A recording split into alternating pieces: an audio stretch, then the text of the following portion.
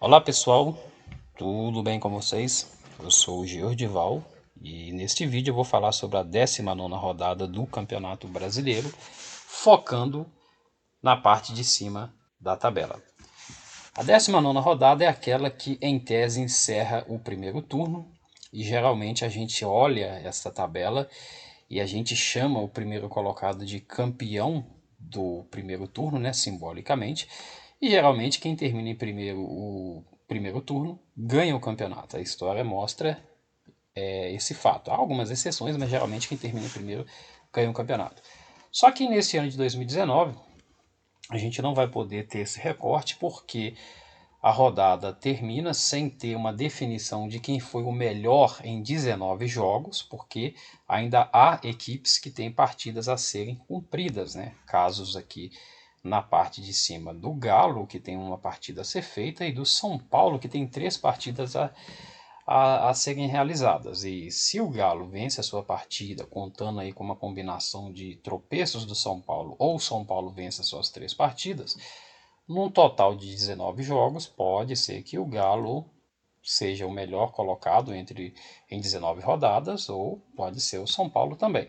Mas como a gente não sabe quando essas partidas irão ocorrer, pode ser que quando elas ocorram, o foco já seja totalmente diferente do que a gente tem hoje. O que a gente pode olhar é esse recorte aqui de 19 partidas para uns, 18 para outras, né?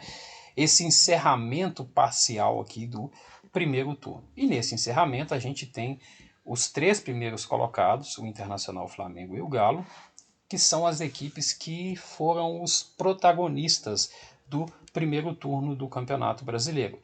O Internacional é o atual líder, já tem a liderança desde a 17ª rodada, né? Havia sido líder também na quinta e na sexta rodada, então são 5 rodadas de liderança, né? O Flamengo não chegou a ser líder, né? Nas oportunidades que teve acabou não conseguindo. E o Galo foi líder durante aí um bom tempo, né? Foi líder na terceira rodada, perdeu a liderança, depois assumiu a liderança na 10ª rodada, ficou até a 15ª, né? Como líder do campeonato, e aí acabou perdendo a liderança, acabou tendo aí uma queda de rendimento, né? Já há algumas rodadas, e o Internacional assumiu a liderança. Mas são essas 3 equipes, né? O Inter que já foi líder, o Galo que já foi líder, e o Flamengo que está ali ameaçando sempre a liderança, são as equipes que se destacaram aí no primeiro turno. Chama atenção a campanha do Fluminense. O Fluminense fez uma campanha muito boa, né, no primeiro turno, acima das expectativas, né?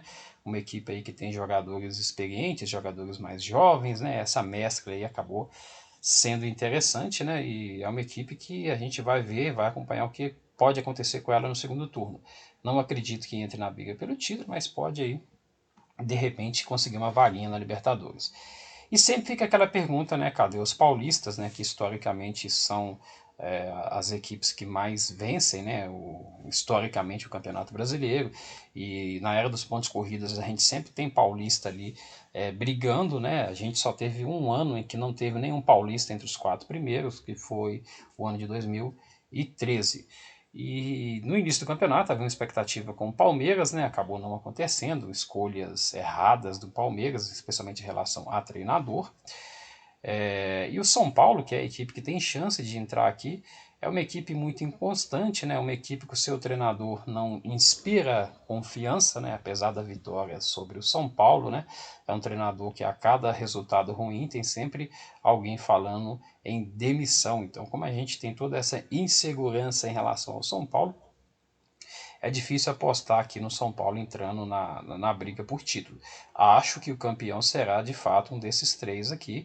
Pode ser que aconteça alguma coisa diferente, como já aconteceu, mas o foco aqui, a minha crença é que o campeão será um desses 3. Não acredito que nenhum dos 3 vá disparar, nenhum dos 3 vá assumir a ponta do campeonato a ponto de não mais ser alcançado. Acho que vai ser uma briga até o final e acho que o campeão brasileiro sai aqui desses 3. E desses 3, aquele que teve o melhor aproveitamento é, obviamente, o Internacional, que é o primeiro colocado. Mas não só por isso. O Internacional tem um fator muito interessante a seu favor. A questão defensiva. O Inter marca gols, já fez 30 gols no campeonato, mas o Inter toma poucos gols. O Inter só tomou 16 gols. enquanto o Flamengo e o Galo, que também fazem bastante gols, né? O Flamengo já fez 33, o Galo 31, tomam muitos gols. 25 gols tomou o Flamengo, 23 tomou o Galo. O Internacional é equilibrado. Talvez o fato de ter um treinador desde o início do ano, o treinador já tenha alcançado este equilíbrio, né, entre ataque e defesa. Quando a gente pega a tabela do campeonato em relação a jogos fora e jogos em casa, né? Eu estou aqui no site do SofaScore e ele permite que a gente veja o desempenho em casa e fora de casa. Desempenho em casa, a equipe que tem o melhor rendimento é o Galo, né? O Galo tem 7 vitórias, 2 empates, ainda não perdeu. E o Internacional é o segundo, com 6 vitórias, 3 empates e também não perdeu. E o Flamengo tem um desempenho ruim em casa. O Flamengo é o 10º na relação aqui das equipes com o melhor rendimento em casa. Quando você olha a situação fora de casa, a situação de Flamengo e Galo invertem, né? O Flamengo tem o melhor rendimento fora de casa, ganhou 6 partidas, empatou 2 e perdeu 2. E o Galo tem um rendimento ruim fora de casa, é o 10º, com 3 vitórias, não empatou e perdeu 6. E chama atenção também a quantidade de gols que o Galo toma fora de casa, já foram 17 gols sofridos. E o Internacional, ele não ocupa a primeira posição nem nos jogos em casa, ele está em segundo, nem nos jogos fora, onde ele está em terceiro. Mas, tanto em casa quanto fora, ele está bem colocado. É por isso que ele é o líder do campeonato e a equipe mais equilibrada. Geralmente, as equipes que ganham o Campeonato Brasileiro, elas têm como uma característica interessante o setor defensivo. Elas costumam ter defesas muito boas, né? Costuma-se dizer que bons ataques faz com que você vença jogos e boas defesas faz com que você ganhe campeonatos. E o Inter, nesse quesito aí, está muito bem, tem uma defesa muito boa, né? Não tem a melhor defesa do campeonato, quem tem é o Fortaleza, que tomou só 12 gols, mas o Fortaleza tem jogos a menos. Entre os três aqui é muito nítido aqui a diferença da defesa do Inter com Flamengo e Galo. O que resta saber é se o Internacional no segundo turno vai conseguir conciliar ali as 3 competições, né, e continuar brigando pelo título e mantendo esse ritmo até o final. Talvez o Inter possa, por exemplo, entre Copa do Brasil e Campeonato Brasileiro, talvez seja interessante para o Inter priorizar o brasileiro em relação à Copa do Brasil, já que se o Inter briga pelo título brasileiro até o final, mesmo que ele termine aqui em terceiro, não seja campeão, ele vai para uma Libertadores, que seria basicamente o mesmo que ocorreria se ele ganhasse a Copa do Brasil. Ele vai para a Libertadores. Tá bom, ganhar a Copa do Brasil é mais legal do que chegar em terceiro lugar no Brasileiro. Óbvio, você vai levantar um troféu, essa coisa toda. Mas, por outro lado, se você não ganha a Copa do Brasil e se você termina numa posição mais abaixo no Campeonato Brasileiro, você nem para Libertadores vai. Então, talvez seja mais interessante mesmo brigar pelo título brasileiro, que pode até conquistar. E se não conquista o brasileiro, fatalmente uma vaga na Libertadores o Inter terá. E por falar em Libertadores, né, é difícil esperar que uma equipe brasileira abra mão da Libertadores devido ao Campeonato Brasileiro, geralmente é o contrário, né? E o Inter tem um adversário muito difícil nas oitavas, vai enfrentar o Boca, e aí a gente vai ver o que o Inter vai fazer, se vai poupar jogadores para esse jogo ou se vai, aliás, se vai poupar jogadores no Campeonato Brasileiro por causa desse jogo, ou se vai entrar com a força máxima aí no Brasileiro, mesmo tendo aí esse jogo contra o Boca. Vamos ver o que o Inter vai fazer. E se porventura o Inter for eliminado pelo Boca, o que acontece bastante com as equipes brasileiras, né? De repente o Inter vai até focar ainda mais aí no Campeonato Brasileiro e talvez seja até, entre aspas, um pouco benéfico para o Inter uma eliminação. Obviamente que o torcedor do Inter quer passar pelo Boca, quer chegar na final, ganhar a Libertadores e tudo mais. Mas o Inter desperta aí a curiosidade para ver se vai aguentar esse ritmo que foi muito bom no primeiro turno, mas devido à qualidade do elenco, à falta de algumas peças, né? Fica aí essa dúvida se o Inter vai conseguir manter esse ritmo. E o Inter também é a equipe que ainda não passou por uma oscilação. O Inter não teve uma sequência ruim de jogos, né? Uma sequência negativa, né? E vamos ver se isso ocorre no segundo turno, se o Inter vai ter força de recuperação. Flamengo é aquela equipe que ficou buscando a primeira posição, não conseguiu, né? Nas oportunidades que teve, acabou não vencendo os seus jogos, né? e conseguiu sair de uma posição muito ruim no início do campeonato e chegar ali na briga, né? Isso já era esperado, é uma equipe que tem um elenco muito bom, o melhor elenco entre as equipes do Campeonato Brasileiro, é o atual campeão brasileiro, tem basicamente o mesmo time, né?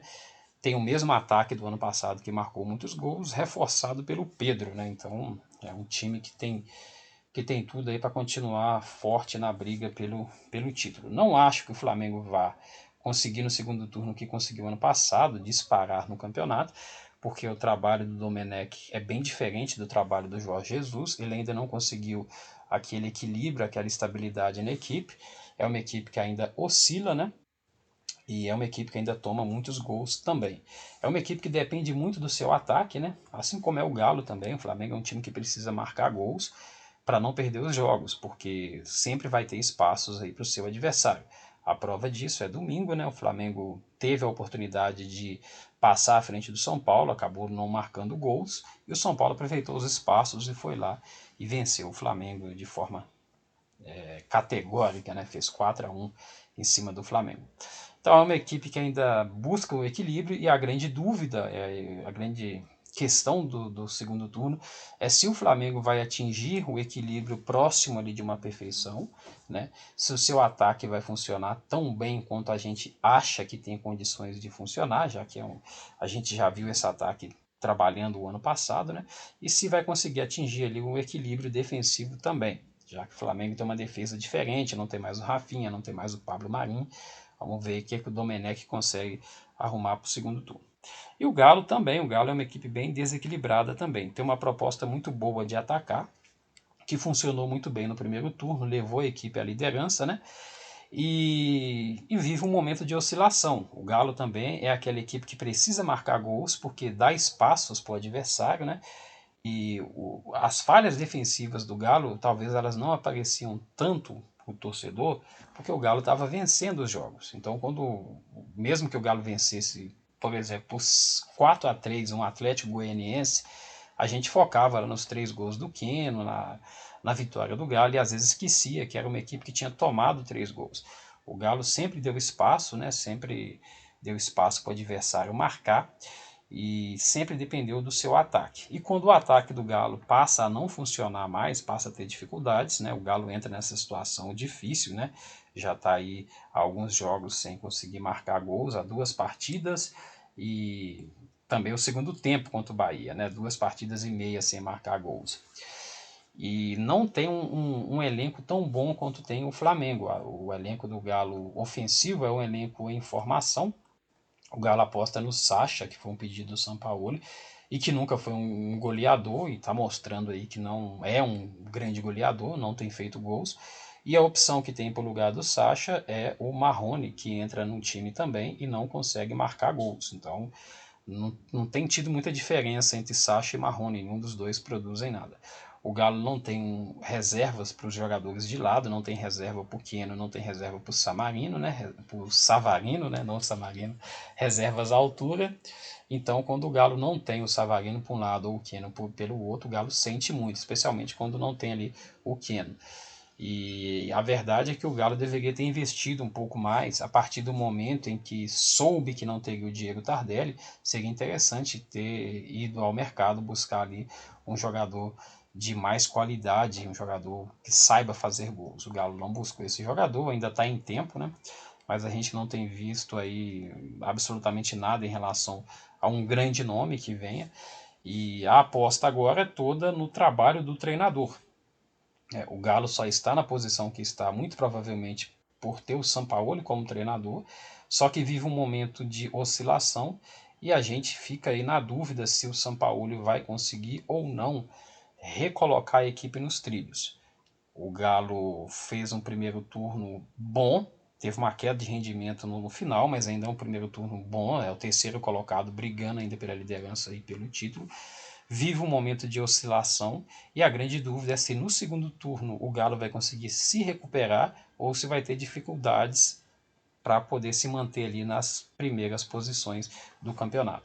É hora da gente ver o trabalho do Sampaoli, é hora da gente ver se o Sampaoli de fato é o grande treinador que todos nós acreditamos que ele é. A primeira oportunidade que teve foi bem decepcionante, né? Foi o pós-jogo contra o Sport. O Galo teve um longo período para se preparar para enfrentar o Palmeiras, né? E não apresentou absolutamente nada de evolução. Resta saber se até domingo, no jogo contra o Flamengo, São Paulo vai conseguir corrigir os erros e vai conseguir melhorar a equipe com o que tem, com o Sacha, com o Marrone, com esses caras mesmo. Você vai conseguir melhorar a equipe na parte ofensiva. O Galo vai depender muito do trabalho do seu treinador para continuar aqui brigando pelo título contra o Flamengo, que tem um elenco muito bom, e contra o Internacional, que parece já ter um trabalho ali bem consolidado. Mas, de qualquer forma, acho que ninguém dispara, acho que vai ser uma briga bem interessante ali até o final, e também não acredito que na briga pelo título vai entrar alguém aqui nessa disputa com o trio. Sempre respeitando, né, o futebol mais vencedor do Brasil, que é o futebol paulista, né? Pode ser que alguma equipe paulista entre aqui, mas não acho que entre na disputa pelo título. Mas é bem provável que a gente tenha ao final do campeonato aqui um paulista aqui em quarto lugar, alguma coisa assim. Vamos ver o que o segundo turno reserva, né? Vamos ver se as equipes que cresceram, como o Fluminense, né? Equipes que fizeram o primeiro turno acima do esperado também, como o Santos, que tem um treinador que tem todo o nosso respeito, né? Histórico treinador aqui no Galo, que faz um trabalho muito bom no Santos. Vamos ver o que acontece aí com essas equipes no segundo turno. E o segundo turno já começa com um jogão, né? Já de cara, Galo e Flamengo ali disputando as primeiras posições do campeonato, se não a liderança, pelo menos o segundo lugar, já que o Inter joga em casa com o Curitiba. E aí é o jogo dos times que fazem gols, mas tomam muitos gols. E aí, se não tiver um equilíbrio defensivo aí até domingo, se os treinadores não ajustarem as defesas, a gente tem tudo para ter aí um jogo com muitos gols. E aí, se você não torce para nenhum dos dois, vai se divertir bastante, mas se torce, vai passar uns perrengues danados. E eu falo muitos gols aí, mas torcendo para que o Sacha acerte o pé. É complicado, hein? Mas vamos ver o que acontece aí nesse segundo turno. Ok, um abraço a todos e até mais.